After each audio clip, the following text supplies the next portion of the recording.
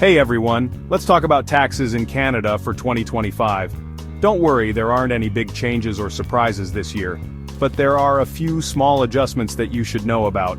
These changes are designed to help people manage the cost of living, support small businesses, and protect the environment. Even though these changes are small, they could still affect your money, so it's good to be in the know. And remember, it's always smart to talk to a financial expert if you have any questions about your taxes.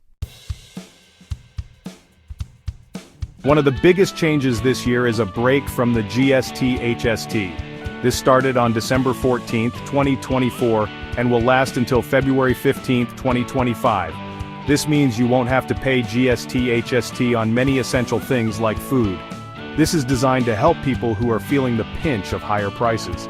This break is expected to give people a little more spending money and provide some relief to families all over Canada. Now let's talk about capital gains taxes. There are two big changes in 2025. First, the amount of your capital gains that you have to pay tax on has increased. This is called the inclusion rate, and it's gone up from 50% to 66% for any gains over $250,000. Second, there's a new program called the Canadian Entrepreneurs Incentive. This program is designed to help people who own businesses. It lowers the capital gains inclusion rate from 66% to 33% on up to $2 million in lifetime gains. That's a pretty good deal. Besides the GST HST holiday and the capital gains changes, there are a few other tax adjustments in 2025.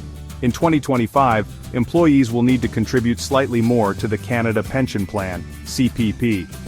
The first contribution ceiling has increased to $71,300 from $68,500 in 2024.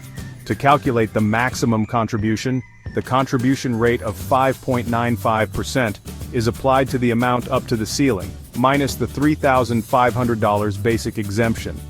For employees, this results in a maximum contribution of $4,034.10. Employers match this amount, bringing the total maximum contribution per employee to $8,068.20. Additionally, the second contribution ceiling for 2025 has risen to $81,200, up from $73,200 in 2024. To calculate the maximum contribution for the second ceiling, subtract $71,300 from $81,200, giving a difference of $9,900. This amount is multiplied by a lower contribution rate of 4%, resulting in a maximum contribution of $396. Employers also match this amount. Also, the most you can earn and still be covered by employment insurance, EI, is going up a bit. The carbon tax is also increasing in 2025 from $80 per ton to $95 per ton. This will mostly affect provinces that follow the federal rules for carbon pricing. Starting January 1st, income levels for federal tax brackets in Canada will be adjusted for inflation. Federal income tax thresholds will rise by 2.7% across all brackets for 2025, following increases of 4.7% in 2024 and 6.3% in 2023. The basic personal exemption amounts have also been updated to reflect inflation. While provinces set their own income tax brackets, the updated federal thresholds for 2025 are as follows.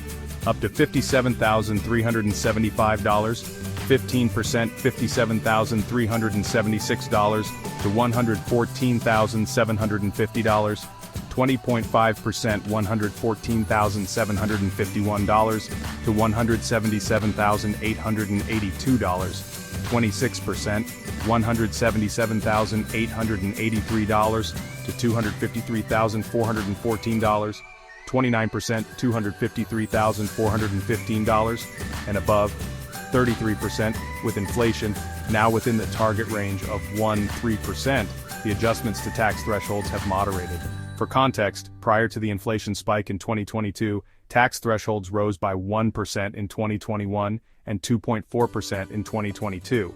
Additionally, the maximum insurable earnings ceiling for employment insurance, EI, will increase to $65,700 in 2025, up from $63,200 in 2024. As a result, The maximum annual EI contribution for workers will rise to $1,077.48, compared to $1,049.12 in 2024.